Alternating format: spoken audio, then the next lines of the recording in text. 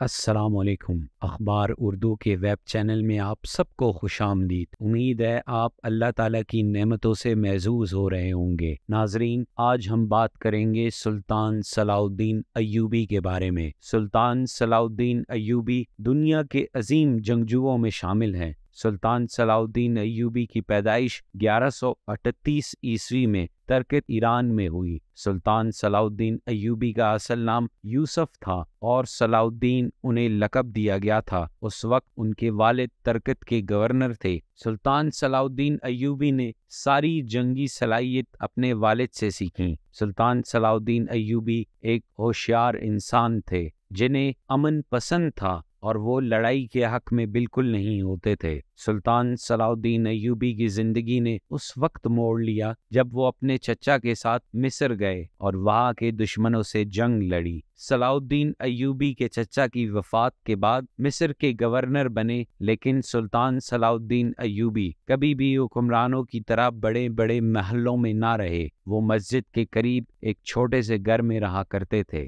صلاح الدین ایوبی نے کئی جنگیں لڑی اور فتح پائی۔ انہوں نے تقریباً 20 سال تک بہادری سے کروسیڈز صلیبی فوجوں کا سامنا کیا اور کروسیڈز کو ہار ماننے پر مجبور کیا۔ انہوں نے یورپ کی ساری طاقتوں کا بہادری سے سامنا کیا۔ صلاح الدین کو کروسیڈز کے ہارنے اور یروشلم کو دوبارہ فتح کرنے کے لیے سب سے زیادہ مشہور مانا جاتا ہے۔ انہوں نے جولائی 1187 میں ہیٹن کی لڑائی میں کروسیڈز کو ہرایا اور ان کی طاقت کو کچل دیا۔ یروشلم کی طرف جاتے ہوئے صلاح الدین نے لگ بھگ ہر کروسیڈ شہر کو فتح کیا۔ ایک سیاسی معاہدے کے بعد یروشلم شہر دوبارہ کروسیڈز کو سونپ دیا گیا۔ کروسیڈز کی طرف سے یروشلم کو دوبارہ جیتنے کی کوششوں کا جواب دیا گیا اور آخر میں وہ ہار مان کر اپنے اپنے گھروں کی طرف لوٹ گئے۔ فتح یابی کے بعد صلیبی قوم کو صلاح الدین سے نفرت کی امید تھی، لیکن صلاح الدین اسلامی دنیا میں سب سے عزت پانے والے مسلمان شخص تھے کیونکہ وہ صلیبیوں سے بھی بہت شفقت سے پیش آتے تھے۔ اس وجہ سے